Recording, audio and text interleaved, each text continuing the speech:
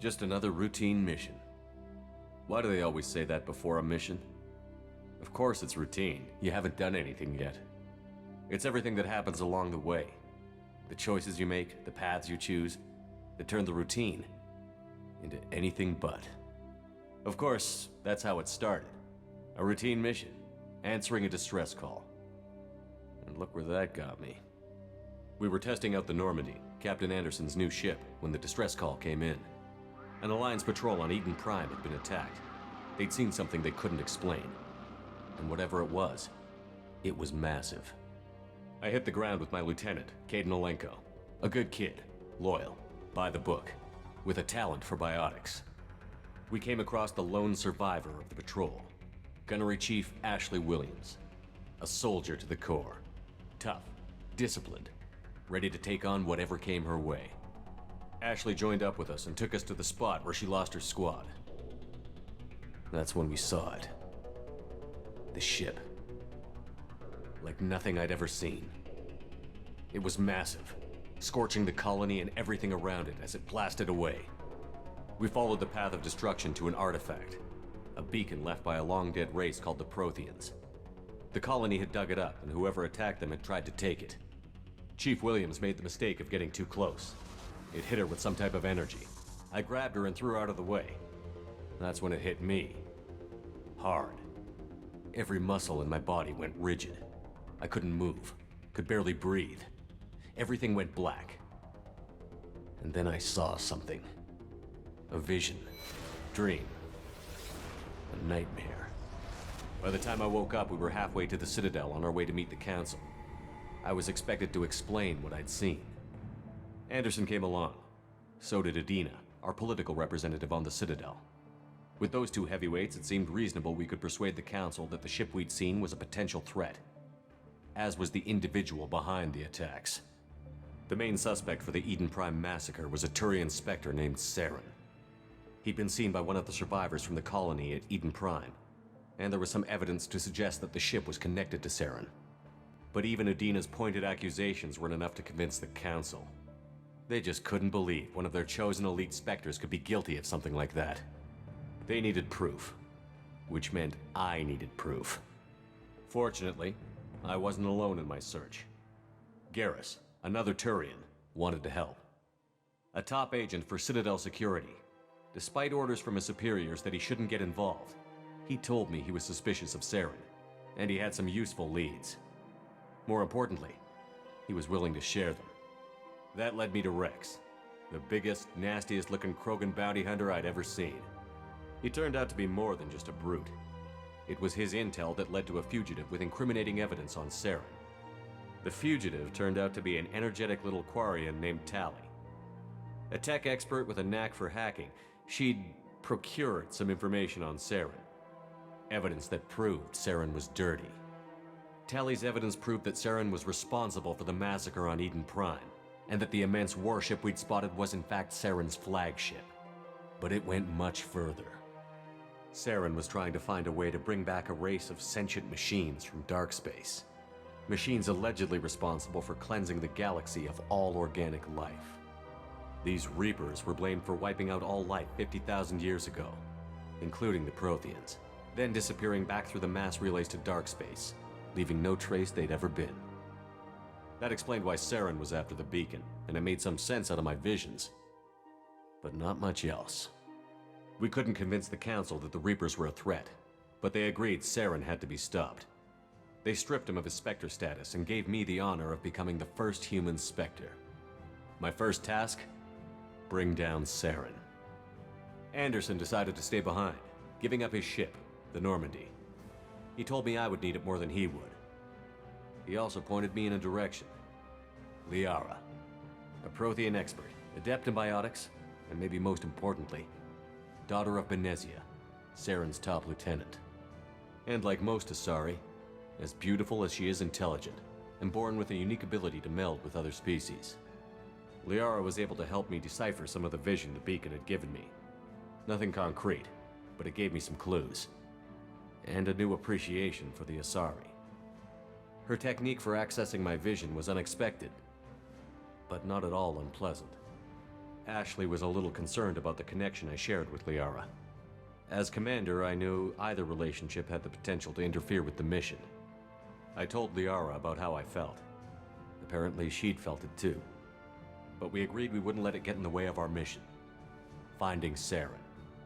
Thanks to Liara's help, we had our next lead. Benezia. Saren had taken her to Novaria, where he'd enslaved a dangerous race of insect-like creatures, the Rachni. He ordered Benezia to use the same technique Liara had used on me to extract information from the Rachni Queen.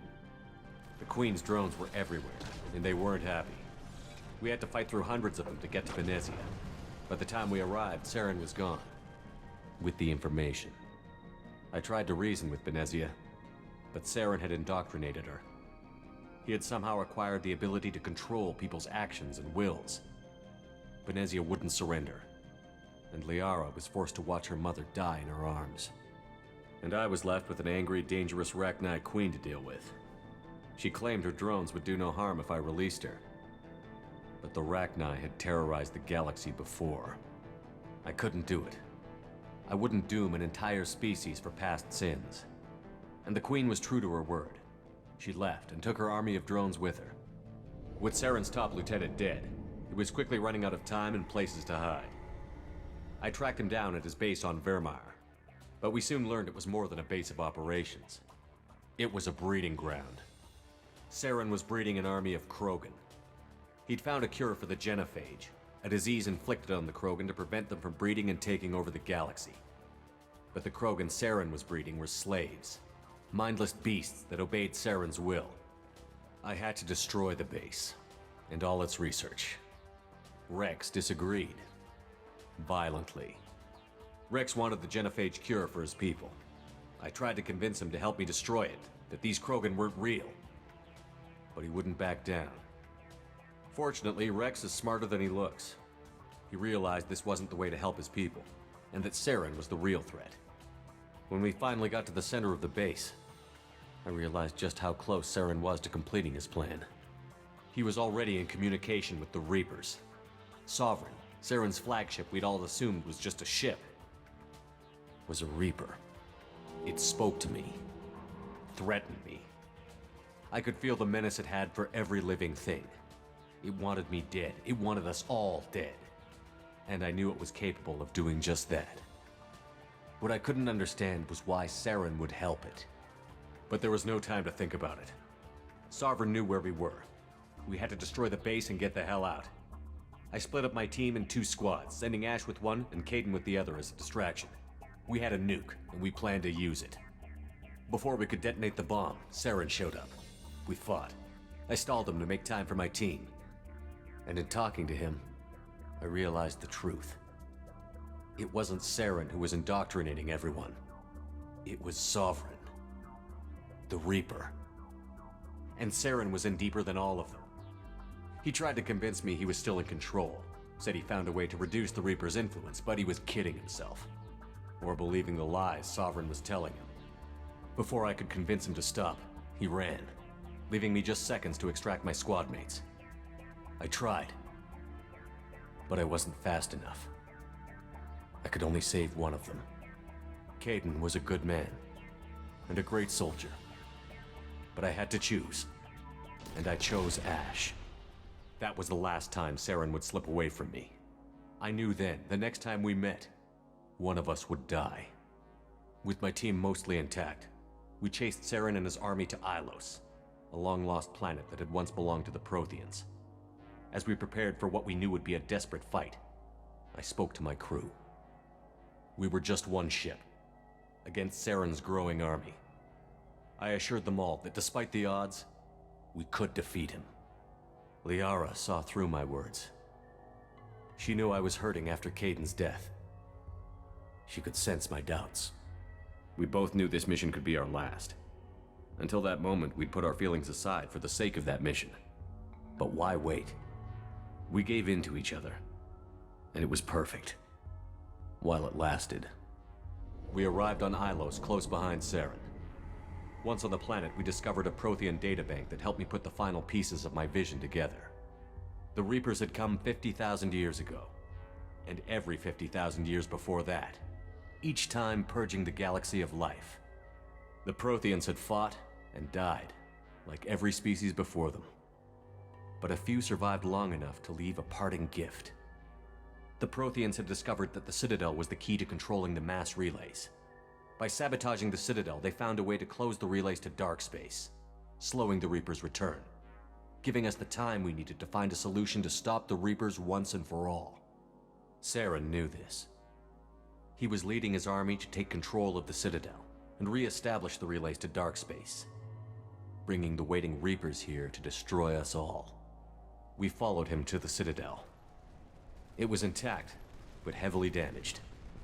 He had caught the Council fleets by surprise, and they were only now regrouping. And with Sovereign as his flagship, there was little hope the fleets could counterattack with enough strength to take back the Citadel. But Saren was done running, and I was done chasing him. As the Alliance and Citadel fleets battled Saren's army outside, I cornered the Turian bastard in the Citadel tower and confronted him. He died believing that the Reapers would save him. As I fought to regain control of the Citadel, the Council's flagship, the Destiny Ascension, fell under attack. Despite Saren's death, Sovereign and Saren's army continued to fight. The Council was aboard the Destiny Ascension, and they were requesting assistance. But I knew in order to help them, I would have to put our human alliance fleet in jeopardy. The Council had to be saved. They represented the hearts and minds of the galactic community. Without them, the fleets would be in disarray. Even with the Citadel back in my control, Saren defeated, and the Normandy leading the combined galactic fleet, the battle against Sovereign, a single Reaper, was relentless. It took the combined fleets of humanity and the other races, but in the end, Sovereign fell. But the costs were immense. While humanity's efforts in the war earned us our first seat on the Council, it was a hollow victory. The Reapers were still out there. I knew the fight was far from over, but as the one who'd led the fight against Saren, I was given new responsibilities. The choice of humanity's first counselor was left for me to decide. On the one hand, Udina, the lifetime politician. Ruthless and ambitious, he would easily navigate the political landmines that would soon be put in front of him. The other choice, Captain Anderson, the career soldier. Tough but fair, but a friend, and someone I could trust. Both great leaders in their own right. Anderson didn't want the job, which was a sure sign he'd be perfect for it. No ambition to get in the way. The war was over. The threat had passed. In time, the Council would rebuild itself. The Citadel could be repaired. Even the pain of lost friends would fade. But none of that mattered if the Reapers were still out there. And if they were all as powerful as Sovereign, we had to find a way to stop them. I had to find a way. I gathered my crew, took my ship, and went in search of answers. Officially, the Council would only say I was assigned to cleanup duty, rooting out any remnants of Saren's army. Just another routine mission.